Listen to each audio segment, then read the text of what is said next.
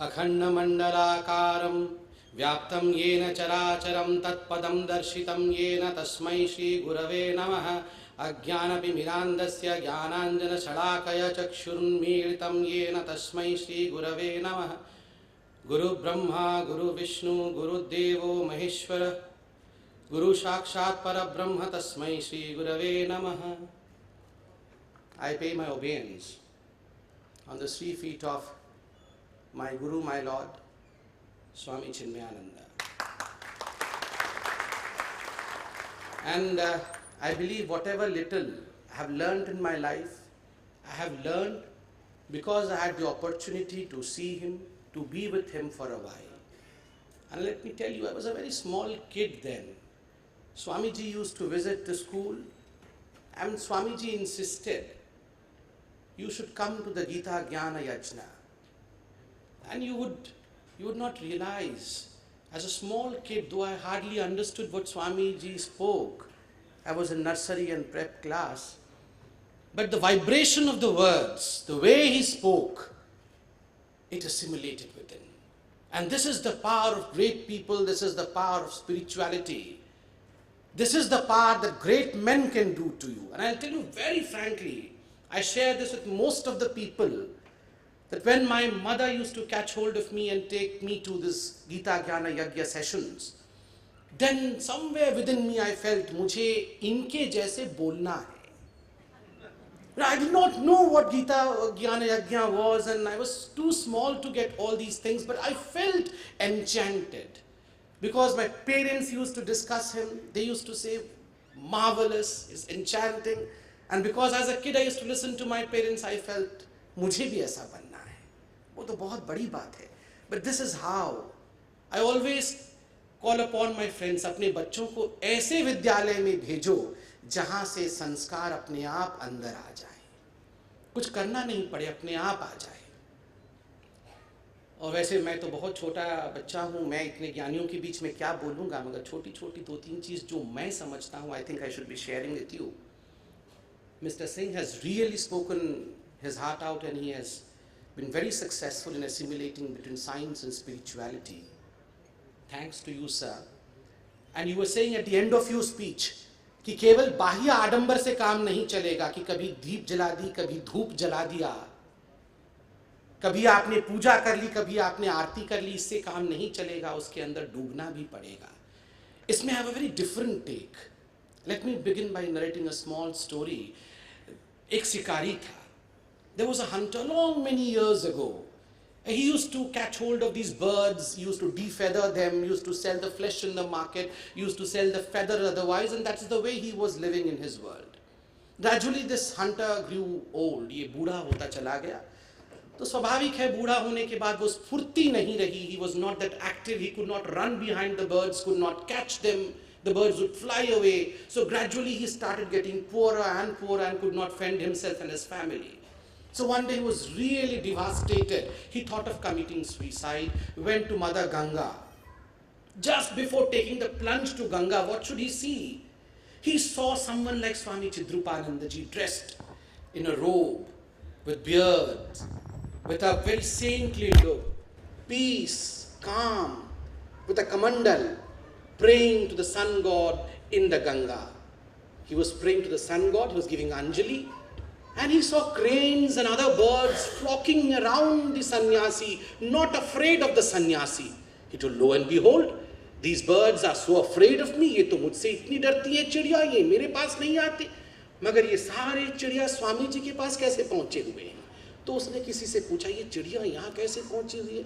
लोगों ने कहा, देखो जो लोग ऐसे ड्रेस पहनते हैं ना, चिड़िया भी जानती है कि ये कुछ नहीं करते हैं, ये चिड़िया को नहीं पकड़ते हैं, इसलिए चिड़िया बेफिक्र होके वहां घूमते हैं उनके पास. तो बोला अच्छा. Then he rushed to a drama company, he got similar kind of dress made. He told, give me a pair of those robes, you know, the fiery color ones, and give me a set of beard also, and a mala and a kamandal. Then immediately next day, dressed in that robe, he went to River Ganga, took a dip, and in the same position he stood. So all the birds, knowing very well that he would not be disturbing him, he's a sadhu, all these birds flocked around him. And lo and behold, एक एक करके सबको पकड़ लिया, अपने जेब में भरा, and his life started running like anything. He did this for many years, many months. Then he realized, why should he be paying a rental for a false beard, for a false robe? Why not grow a real beard, and why not have a real robe? So he went to the market and fetched a real robe, and then he grew his own beard, had his own mala and his own kamandal.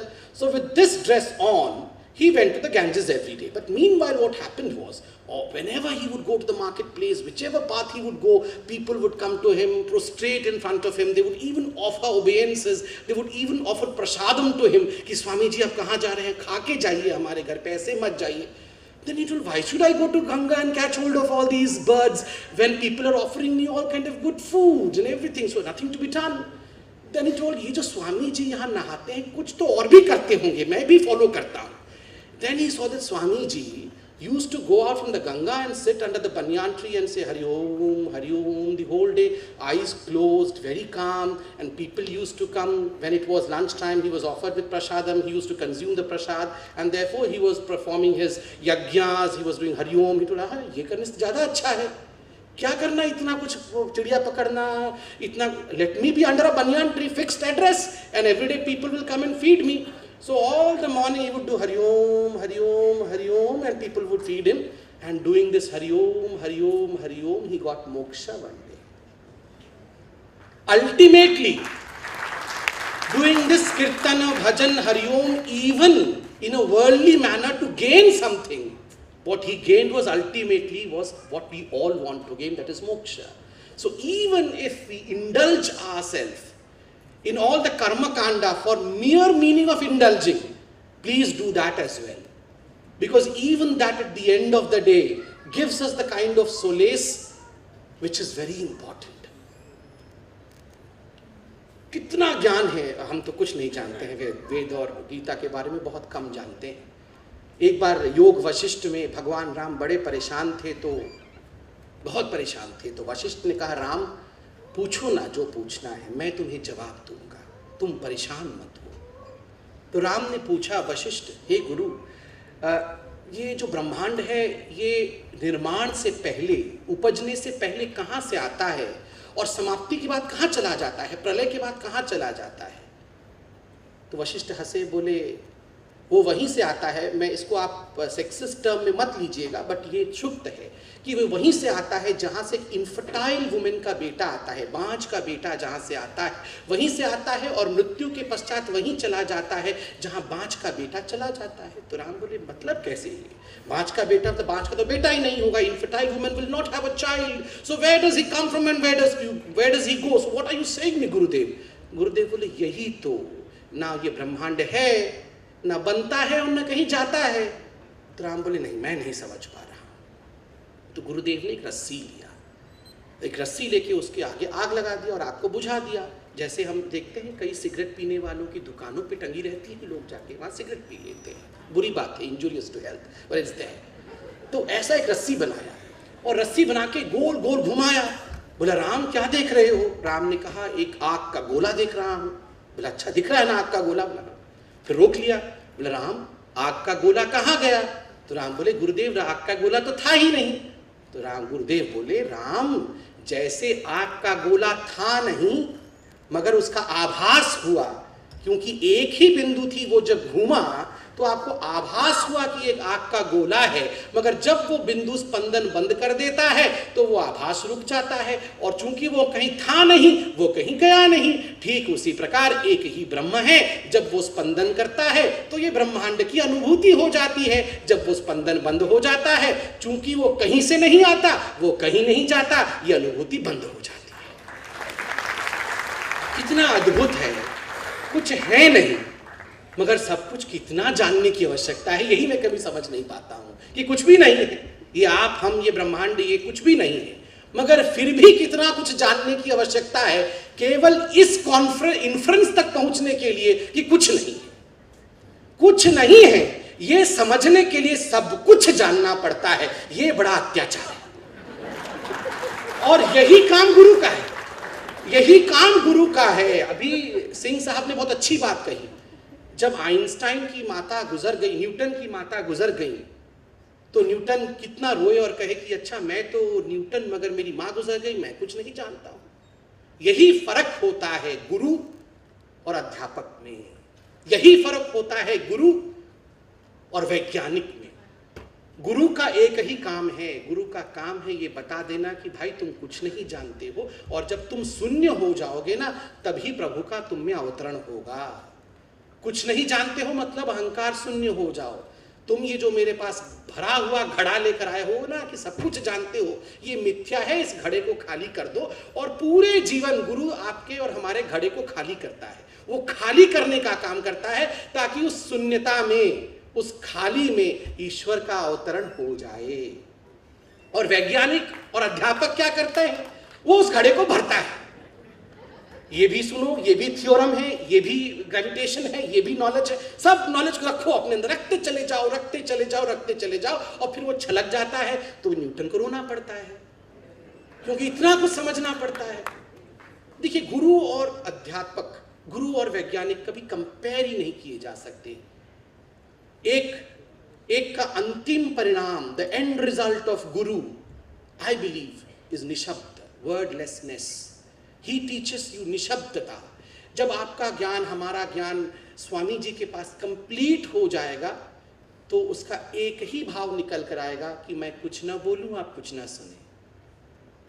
निशब्द, मैं भी शांत, आप भी शांत, मगर जो मैं चाहता हूं वो आप भी समझ जाएं और जो आप कह रहे हैं वो भी मैं सुन लूं। शब्द ना हो, ये निशब्द गुरु बना देता है। बड़े बड़े जब गुरु मिलते हैं ना तो वो कहते थोड़ी है कुछ भी, वो सिर्फ आंखों आंखों में बात कर लेते हैं। वो जान जाते हैं क्या हो रहा है क्या नहीं, तुम कैसे, मैं कैसे, वो बात ही नहीं करते। और सबसे बड़े अज्ञानी जो होते हैं, और माफ कीजिएगा वो टेलीविजन चैनल में आप रोज हम सबको देखते हैं वो कितना बोलते हैं हम सब कितना बोलते हैं। मुझे तो बड़ा तकलीफ और कष्ट होता है कि कितना बोलना पड़ता है। तो गुरु का एंड रिजल्ट इज निशब्दता, अध्यापक और साइंटिस्ट का एंड रिजल्ट इज शब्द। वो शब्द सिखाते हैं, ये निशब्द सिखाते हैं।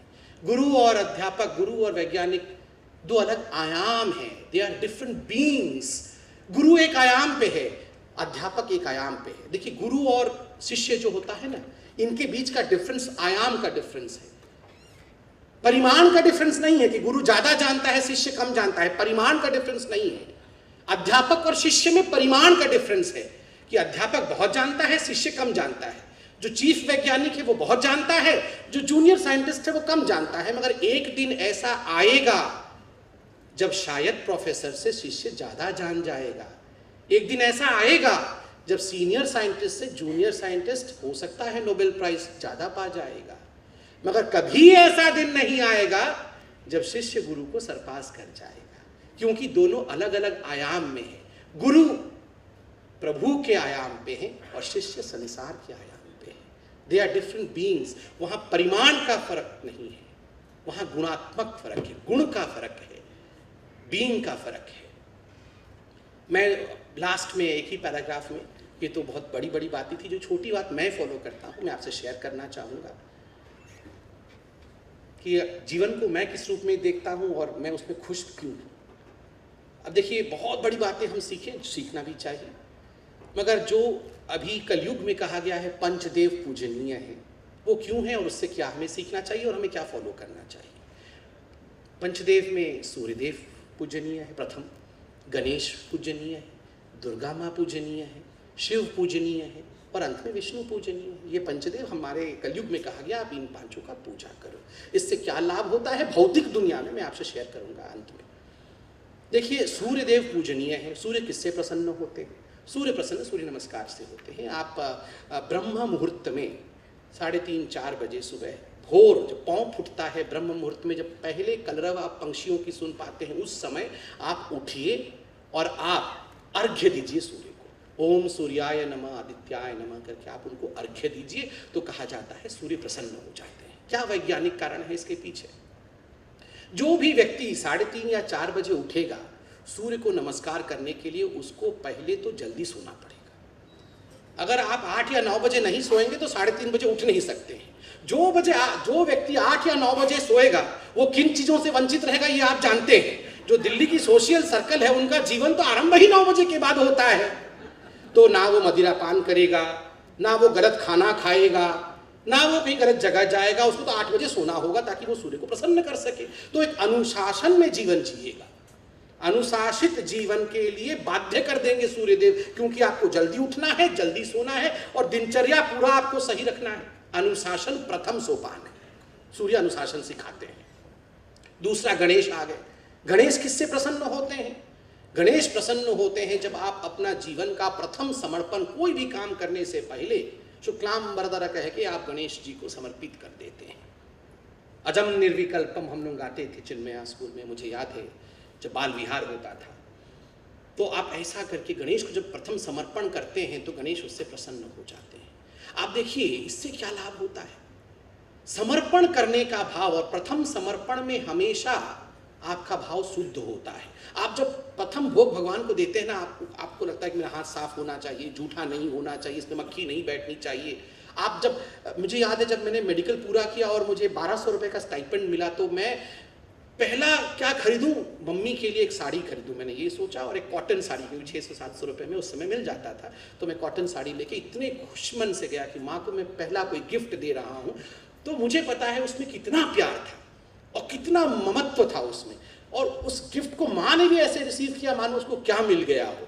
तो आप देखिए जो प्रथम समर्पण होता है उसमें कभी भ्रष्टाचार नहीं होता है। मैं अपनी माँ को कभी भी वो गिफ्ट करना नहीं चाहूँगा जो खराब ढंग से कम पहला समर्पण तो मैं वैसा नहीं करना चाहूँगा। प्रथम समर्पण में हमेशा शुद्धता होता है। अनुशासित जीवन और समर्पित जीवन, आप समर्पण करते जाएं, गणेश प्रसन्न रहेंगे, दूसरे देवता। अनुशासन, दूसरा समर्पण, जो भी समर्पण करेगा वो सक्सेसफुल होगा, सफल होगा। तीसरा, कौन प्रसन्न होती है? दुर्गा प्रसन्न होती है। दुर्गा किससे प्रसन्न होती है? चंडी पाठ से प्रसन्न होती है। वो पाठ करने के प्रोनंसिएशन से, उच्चारण से प्रसन्न होती है। त्वं हि दुर्गा दश प्रहरण धारिणी कमला कमल धरण विहारिणी, त्वं स्वाहा स्वधा त्वं हि वषट्कार स्वरात्मिका। किस प्रकार से आप उच्चारण करते हैं, ऐसा लगना चाहिए दुर्गा स्वयं वहां प्रकट हो गई है। इससे दुर्गा प्रसन्न होती है। समझना पड़ेगा इसके पीछे का भाव क्या है। जो आदमी उच्चारण कर सकता है, जो मंत्रोच्चारण सही कर सकता है, वो श्वास पे कंट्रोल कर सकता है, अर्थात योगी है। बिना श्वास के ऊपर पकड़ के आप उच्चारण नहीं कर सकते हैं। बिना योगी बने आप श्वास पे पकड़ नहीं रख सकते हैं। अनुशासित होना जरूरी है, समर्पित होना जरूरी है, उसके साथ योगी होकर आपने अपने आप पर भी कंट्रोल रखना है, इंद्रियों पर कंट्रोल रखना है। ये माँ सिखाती है योग के माध्यम से। इसलिए जो अष्टांग योग की बात कर रहे थे, अष्टांग योग तीसरे सोपान पे आ गया। पहले अनुशासित, साधारण अनुशासन, समर्पण, और फिर आप हठ योग में रहिए। योग करके अपने आप को बिल्कुल प्रभु के पास रखिए। चतुर्थ देव प्रसन्न होते हैं शिव। आप अनुशासित हो सकते हैं, आप समर्पित हो सकते हैं, आप योगी हो सकते हैं, मगर शिव किससे प्रसन्न होते हैं? शिव प्रसन्न होते हैं अहंकार रहित भाव। भोले बाबा हैं, वो भोलेपन से प्रसन्न हो जाते हैं। आप कैसे भी करके भोलापन दिखा दीजिए, अपने अहंकार को तिलांजलि दे दीजिए, अहंकार को छोड़ दीजिए, शिव आपके हो गए। आप कितने भी बड़े अनुशासित व्यक्ति हो सकते हैं, कितने बड़े दानी और समर्पित कर्ता हो सकते हैं, आप कितने भी बड़े योगी हो सकते हैं, योग को साध सकते हैं, आप में अहंकार है तो आप रावण बनेंगे, राम नहीं बनेंगे। रावण के पास ये सारे गुण थे, अनुशासन का गुण था, समर्पण का गुण था, योग का गुण था, मगर उसके पास शिव की भक्ति होते हुए भी अहंकार नहीं छूटी थी, इसलिए वो विष्णु को नहीं पा पाए। इसलिए अहंकार छूटना चाहिए। अंतिम सोपान किसका है? वो कृष्ण का है, मेरे इष्ट देव है, विष्णु का है। विष्णु किससे प्रसन्न होते हैं? विष्णु प्रसन्न होते हैं, कृष्ण प्रसन्न होते हैं अलंकार से।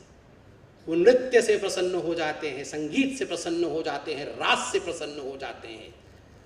अद्भुत है यहाँ की दुनिया। अब देखिए, आप अनुशासित हो सकते हैं, आप संस्कारी हो सकते हैं, आप समर्पित हो सकते हैं, आप योगी हो सकते हैं, आप अहंकार रहित हो सकते हैं, मगर आपके जीवन में प्रेम नहीं तो आप कुछ भी नहीं हो सकते। प्रेम, निर्मल प्रेम होना चाहिए। Romance, not the kind of romance that we see in movies. हर पल जीने की चाहत। कृष्ण हमेशा डुबकी लगा के जीते थे, हम हमेशा जीवन सतह पे जीते हैं। हम बहुत सतही लोग हैं। एक भाषण देना है, डिनर करना है, सो जा। कितने सतह में मगर डुबकी लगा के जिंदगी को जीने की क्षमता किसी में थी तो वो प्रभु भगवान कृष्ण में ही थी। जब वो नाचते थे तो ऐसा नाचते थे मानो और नाचने के सिवा दुनिया में कुछ नहीं है। इसलिए कृष्ण एकमात्र ऐसे व्यक्ति थे जो नाचते नाचते भी ब्रह्म को प्राप्त कर जाते थे। जब बंसुरी बजाते थे तो ऐसे बजाते थे मानो दुनिया में कोई दूसरा काम नहीं है, केवल बांसुरी बजाने के लिए ही उनका जन्म हुआ है। इसलिए बांसुरी बजाते बजाते भी ब्रह्म को प्राप्त कर जाते थे। कृष्ण जब चक्र उठाते थे तो ऐसे चक्र उठाते थे मानो दुनिया में कोई और उनका काम नहीं है, केवल अधर्म का नाश करना ही उनका काम है। इसलिए उनके हाथों से ही अधर्म का नाश हुआ। कृष्ण के जीवन में कोई निषेध नहीं था। सबके जीवन में निषेध होता है। We all say no to something to get something. Krishna said yes to everything, yet he got everything because yes is positive. इसलिए मुझे लगता है हम जीवन में यस कहें, कृष्ण की तरह जीवन के सतह पे नहीं मगर जीवन में डुबकी लगा के जिए, अहंकार रहित रहे और अनुशासित रहे, जैसा कि हमारे गुरुदेव स्वामी चिन्मयानंद जी ने हमेशा कहा है। हरिओम।